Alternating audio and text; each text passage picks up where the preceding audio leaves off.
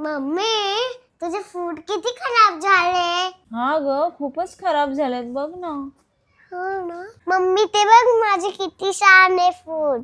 हा ग, तुझे बेबी फूड होणार नाही का? विंटर सीझन मुळे माझे पाय खूपच खराब आणि ड्राय झाले होते, म्हणून मी Amazon वरून soul skin food peeling mask order केले. पाय स्वच्छ पाण्याने धुवून घ्यायचे आहेत.